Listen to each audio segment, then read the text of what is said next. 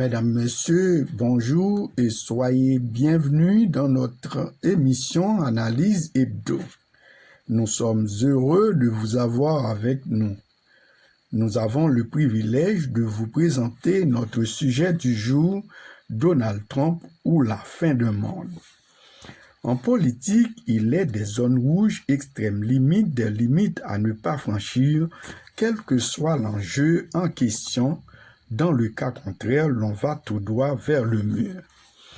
Le seul garde-fou qu'on connaît apte à préserver la bonne gouvernance, à limiter les actions des acteurs politiques et des agents sociaux, la société en général, reste et demeure la constitution d'un pays.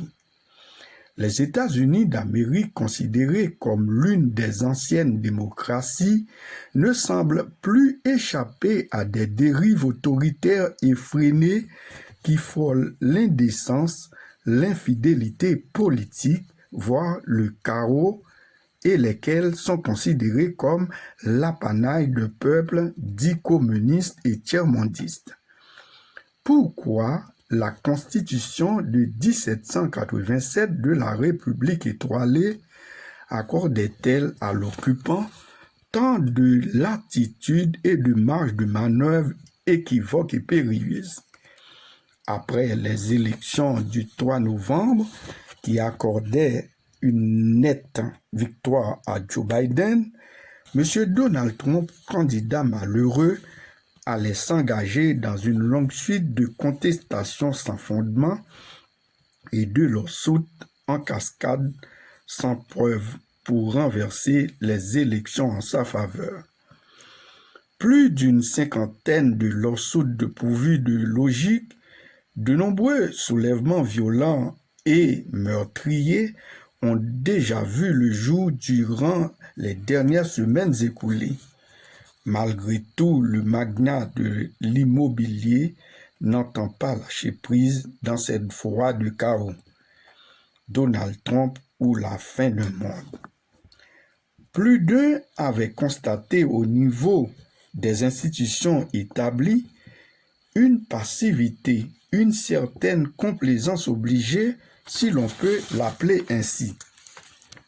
Cette logique de laisser-faire institutionnel sans riposte correspond à des failles au niveau de la Constitution de 1787 des pères fondateurs des USA qui laissent perplexes les institutions régulatrices. Entre-temps, le chaos règne encore et l'imprévisible persiste et signe dans un monde en proie à la peur de l'avenir.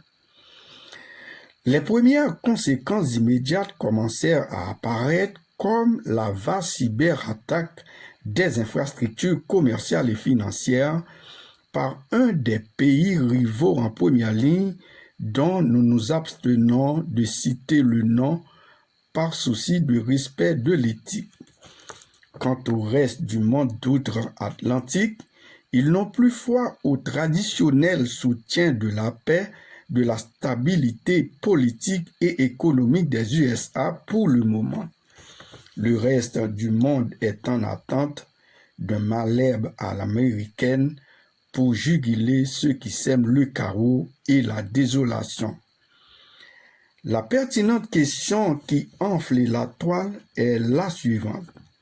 Le nouveau élu a-t-il la poigne pour saisir le taureau par les cornes? Une réponse en attente. Mesdames, Messieurs, c'est ici que se termine notre bulletin du jour. Nous espérons vous revoir bientôt pour de plus amples informations sur les élections du 3 novembre aux États-Unis d'Amérique. Merci et à bientôt.